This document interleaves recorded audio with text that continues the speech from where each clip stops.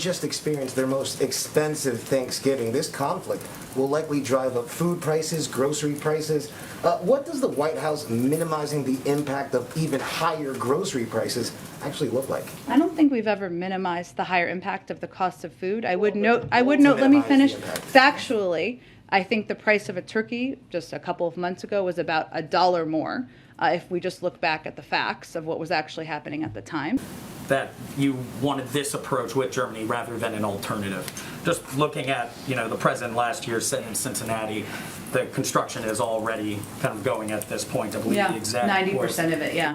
Right. He was saying 9%. So why is this a better way, a more effective way than issuing sanctions unilaterally and then possibly pressuring the Germans to take action themselves? Well, it hasn't been operational, which is an important component, right? It's not like oil has been flowing through Nord Stream 2, which is a very important component here.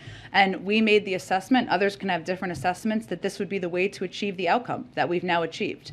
Others can have different assessments. There's no proof or evidence that their approach would have worked. Ours has worked.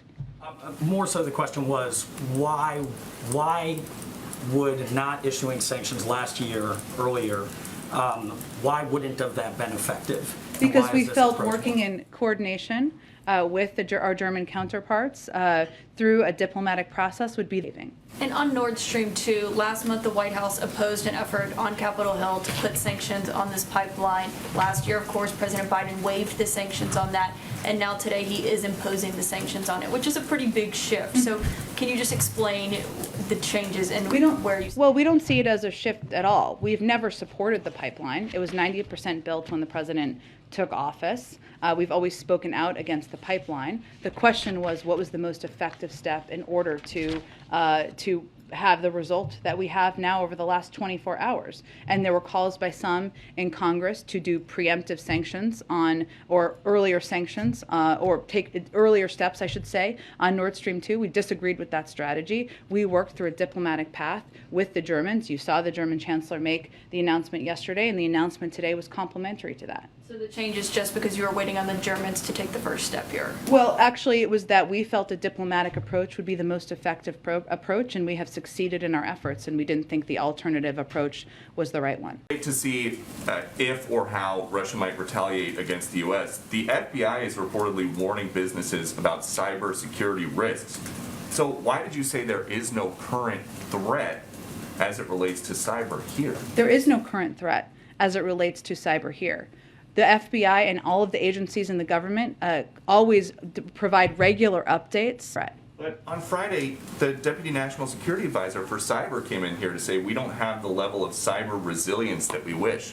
Why would somebody come to the White House briefing room and talk about that if there is no threat? Because we anticipate that there could be continuing threats in the future. And he said that the administration would not give a time frame for when Americans might feel the impact of this conflict. Why not? I mean, the president has said we need to be honest about the cost of fighting for democracy. Can you share anything about a time frame, a range? Should people be saving money? Well, I think there's been a little confusion about this because, one, the sanctions that we announced yesterday will not have an impact on the American people. What we're trying to do and focus on is take every step we can, working around the world with our counterparts and partners to minimize the impact on the global energy market. So that's what we're working on. We're working on minimizing that, but there is not an impact from the sanctions we've announced on the American public. A lot of focus on the economic pain in Russia potentially from these sanctions, but what about the economic pain here? The Russians are saying they think gas prices in Europe are going to double. How high could they get? Engage with big global suppliers around the world to minimize the impact on the energy markets. But even without all this going on, gas in California is almost $5 a gallon. Should people across the country expect to see that kind of a number when they go to gas up their car? $5, $6? Well, again, I think as you heard the president say last week, standing up for our values is not without cost. What we're trying to do is minimize that cost. So I don't have a prediction of it right now because we're trying to minimize the impact on the global energy markets. Do you think these sanctions will actually be a deterrent? Well, I think that is a decision for President Putin to make. two different things that you've said so far today. You said you think right now Putin is improvising and adapting, but you've also said that you very much anticipate and predict that he's going to invade further. So which is it? Is he adapting or is he still invading? Think big here, Peter. He can still be preparing to invade, which we've said, and that continues to be the case, while making adaptations on when, if, how, to what his strategy is. That's what we're seeing. Both are true. But so if that's what you're seeing, you announced sanctions yesterday. Yep. Did any Russian military units turn around and head back towards Russia? Again, I'm not going to get into assessments from here of movements of any military, but also what we're trying to do is prevent a war, prevent devastation on the Ukrainian people. You and other officials have said that the purpose of withholding additional and harsher sanctions is so that they have a deterrent effect. Yeah. But at the same time, you're saying that a broader invasion is likely. So how are both of those true if the idea is that they would have a deterrent effect? Well, we're trying to prevent that from happening, and we are making very clear. Why would the U.S. not directly sanction Putin at this time?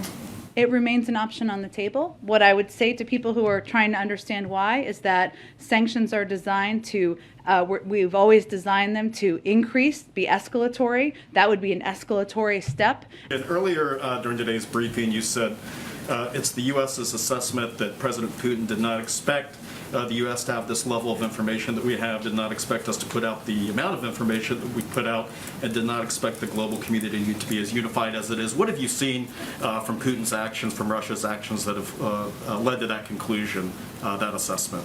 And I don't think I can give much more detail than that, other than to say what we've seen is him adjusting and adapting some of his actions and needing to respond to what our actions are. But if Russia does invade further, is it, there are indications that could, does that mean that those sanctions imposed yesterday, imposed today, were a failure?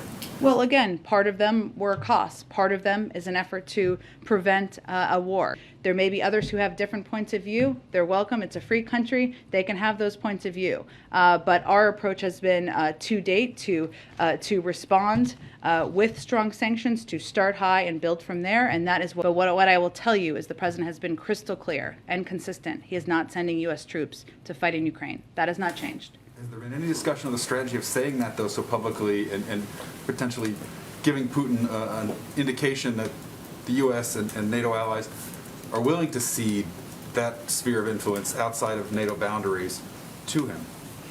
Again, I don't know how many more times I can say it. There's no scenario. The president is not sending U.S. troops to fight in Ukraine against Russia. Yesterday, President Biden said nothing in Putin's lengthy remarks indicated any interest in pursuing real dialogue on European security in the year 2022. Mm-hmm. If that's the case, what do you see as the end game here? Well, again, our hope is that Putin will decide to de-escalate, that he will feel the prices, other economic ripples. Has the White House done enough to prepare Americans for what the U.S. role could be and what impact it could be on their lives? The president and the White House, we make national security decisions based on what's best for our country's national security, not on the latest polling. A wider invasion of Ukraine. If Russia does attack, as U.S. officials are warning that they're imminently prepared to do, does that mean that strategy has failed? Well, I would say as we look at it, we're focused on... There is not a new assessment, but yesterday the president clearly chose his words carefully when he said the world was watching the start of an invasion, which is very different from the U.S. warning today that a full-scale Russian invasion is imminent. So are you saying that nothing has changed between when we heard from the president yesterday and today? I'm saying we've been saying for days that there has been that they are prepared to launch a full-scale invasion. We saw the beginning of that yesterday. So nothing has changed in that assessment. Can you say, we've seen the sanctions, can you say declaratively that this pipeline will never be operational? This is effectively dead? Well, we not only did the Chancellor of Germany announce it's not moving forward, we also announced additional sanctions today, and it is not moving forward right now, no. So would you say, but just for clarity, you say it's not moving forward right now, but there has been some concern among some critics that though he did announce a suspension, that at a later date that Chancellor Scholz could say, yes, we are going to begin the process again. So when you say right now, that means right now, that doesn't mean for perpetuity? It's currently dead at the bottom of the sea, Peter. I'm not going to get it ahead of where we are in the process. It is